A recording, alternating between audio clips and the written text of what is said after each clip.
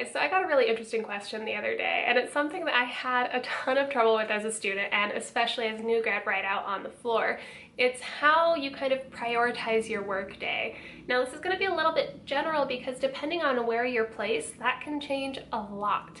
So if you are, doing floor work versus ICU versus trauma versus emergency department, these are all different settings completely, and you kind of have to readjust your strategy depending on where you're going and what your patient load is. So as a general, when you start your day, of course, you're going to get report from someone.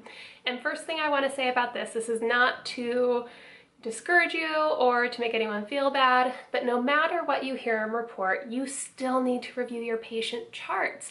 That is so important. And I know I've been guilty of it at the end of a long shift, and you get home and you're like, oh my gosh, I forgot to mention, X about this patient, or I forgot to let them know that I didn't put an extra nebulizer in the room or something of the sort. So no matter if you get an excellent report from whoever, you're receiving a report from, always review your patient charts, because people get tired. If you've had a really busy, hectic night, or you've gotten multiple patients in and out, things can get a little bit confused sometimes. So it's nothing against the person you're getting a report from. It's just making sure you've got all of your bases covered, because we all try to give report as best as we can. But like I said, I know I've had those crazy nights where you go to give a report and you're like, wait, what was that, this patient or that patient, or oh man, I can't remember if I did that protocol or whatever. So again, just double check everything, and it's just to cover yourself and the person that was there before you. When getting a report, before, during, after, whatever, you can do your report sheet. Usually I kind of have my report sheet pre-set up before I get report, and it's got, of course, the location of my patient, diagnosis, any special notes I need, such as, if the patient's there for something else, but they have a history of asthma or COPD, that's something I want to be aware of. And these things are really important because, especially if you're on multiple floors, you want to be able to know what's going on with your patient if someone calls you or asks you, or you need to go to a room because of an emergency. Because as awesome as I like to think I am at remembering every little detail, if I've got 20 some odd patients or multiple people on a floor with different histories and things going on, it's very easy to not remember everything perfectly. So it's kind of like your little brain, which is why we call it your brain. So it's also going to have, your treatment plans, any orders, anything important you need to know, like, hey, this patient has a CT run at 2 a.m., whatever you need to add there. And a lot of times I'll actually highlight different things. So if they have some type of device like a high flow, a vent, a BiPAP, I'll highlight that in pink usually, because I know that those are going to be my most important things that I need to check on fairly quickly. If they have a treatment, I'll highlight that in green, and then if I have to do some type of protocol, I'll highlight that in blue. And I try to stick to the same colors so that my brain kind of gets used to what each of those things are. So as I'm scanning my sheet, if I see something that's pink, I'm like, okay, I probably need to go there first. So again, that kind of brings me back to prioritizing. After you get your report, part of that report sheet is going to help you decide where you need to go first. So as I mentioned earlier, I like to highlight my devices in pink, because obviously if someone is on a mechanical ventilator, a continuous BiPAP, things like that, you're going to need to check on those patients first to make sure that everything is okay with them, and you have to be very thorough, especially in your initial assessments, to make sure there's nothing out of the ordinary. Unless there's an emergency. If you get called and someone says this patient can't breathe, you're not going to go, well, that patient only has a breathing treatment, I need to go check on this vent first.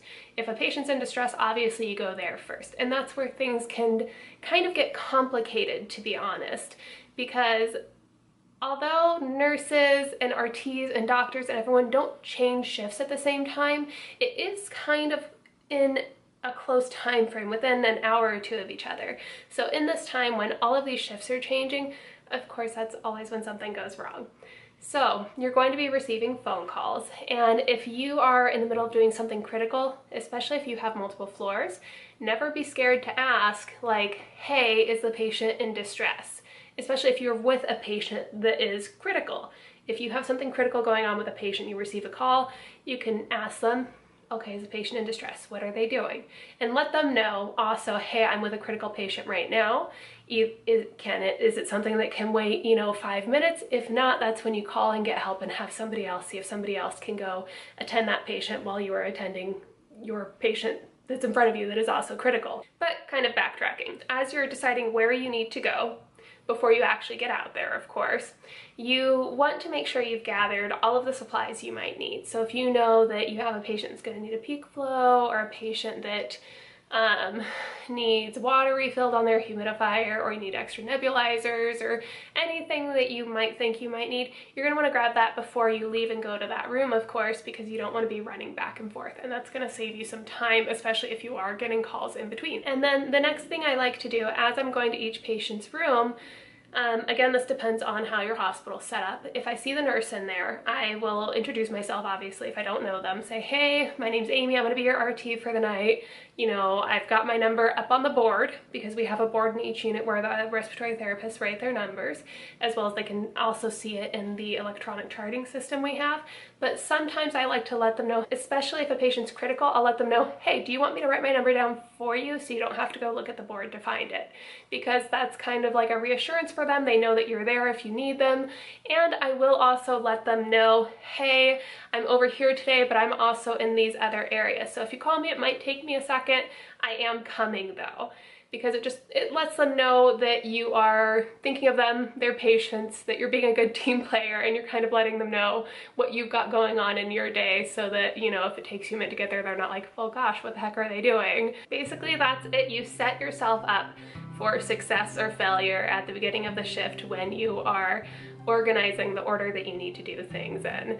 So again, it's really a juggling act, and you go to who is the most critical first. If you don't have anything that's jumping out to you in report, again, you're going to start with, your mechanically ventilated patients, then your BiPAPs, and then if you have anyone that you were told was, having issues in report, such as someone with severe asthma, or someone that came in for a COPD exacerbation that you guys are still trying to get under control.